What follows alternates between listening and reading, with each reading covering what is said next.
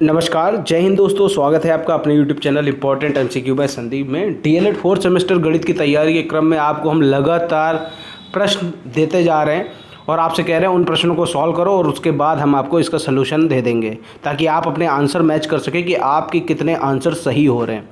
तो यहाँ पर फटाफट से हम एक और वीडियो लेकर आपके सामने आ चुके हैं और इस वीडियो में भी हम आपको कम से कम 13 से 15 प्रश्न देने वाले हैं और इन प्रश्नों को आप सॉल्व कीजिए और अपने आंसर्स नीचे कमेंट में बताइए। इसके बाद हम आपको आंसर्स उपलब्ध कराएंगे सलूशन के सहित, ताकि अगर जो भी क्वेश्चन आपको नहीं आता होगा वो भी आप उसको देखकर सीख सकते हैं। तो शुरुआत करते हैं आज के वीडियो की। वीडियो को शुरू करने से पहले एक निवेदन है, अगर आपने अभी तक चैनल को सब्सक्राइब नहीं किया तो चैनल को सब्सक्राइब कर लो, घंटे का निशान दबा लो ताकि ऐसे ही वीडियो आपको लगातार मिलते रहें। तो यहाँ पर आपके सामने जो पहला क्वेश्चन आ चुका है वो है 1/-2 और -3/7 के योगफल में उनके गुणनफल से भाग दो। काफ़ी ज़्यादा चीज़ें एक ही प्रश्न में घुसा दी गई हैं, तो आपको ये ध्यान से करना है किसका योगफल करना है, किसका गुणनफल करना है और किसका भाग देना है। तो ये चीज़ आप ध्यान से देखिएगा।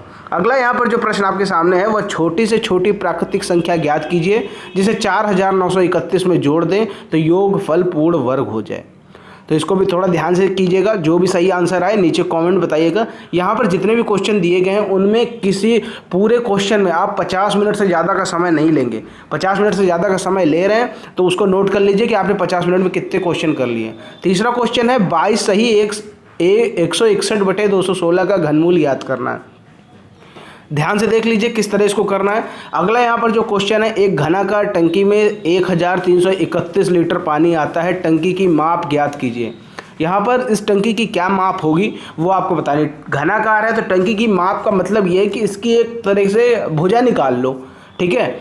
ध्यान देने वाली बात यह है कि यहाँ पर ये चीज़ लीटर में दे रखी है, इस चीज़ का ध्यान रखना। और जो माप होगी वो लीटर में नहीं आती है, ठीक है, वो मीटर में आती है या सेंटीमीटर में आती है, तो आप मीटर में निकाल लेना।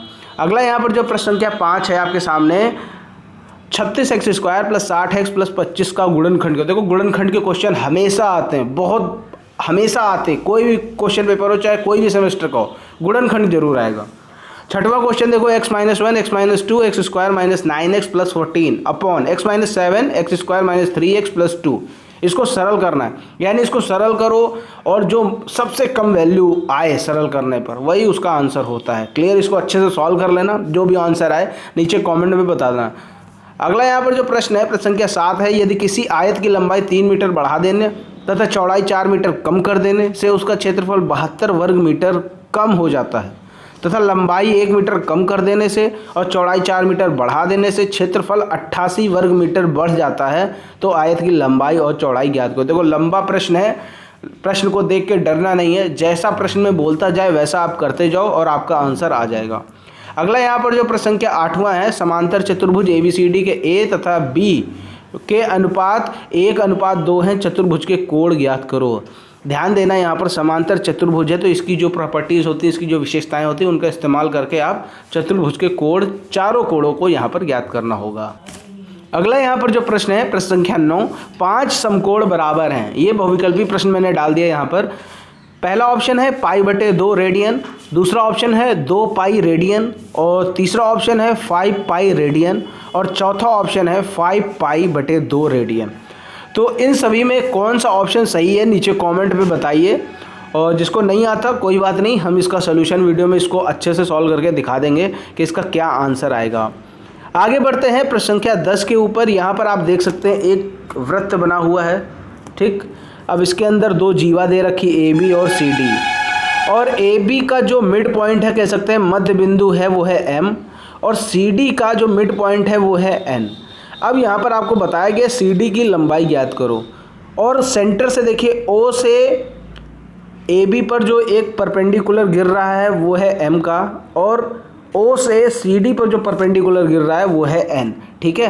तो ये इस चीज़ का ख्याल रखिएगा और इस तरह आपको इन सभी डाटा का यूज़ करके CD की वैल्यू ज्ञात करनी है। आगे देखते हैं प्रश्न संख्या 11 आपके सामने क्या है। एक वृत्त दे रखा है, ठीक। वृत्त का ज़्यादा से ज़्यादा प्रैक्टिस करेंगे ताकि वृत्त का कोई भी क्वेश्चन आपसे गलत ना हो। यहाँ पर देख लो, एक चतुर्भुज अंदर बना हुआ है PORQ। यहाँ पर एंगल Q दे रखा है 100, तो OPR आपको ज्ञात करना है, ठीक है।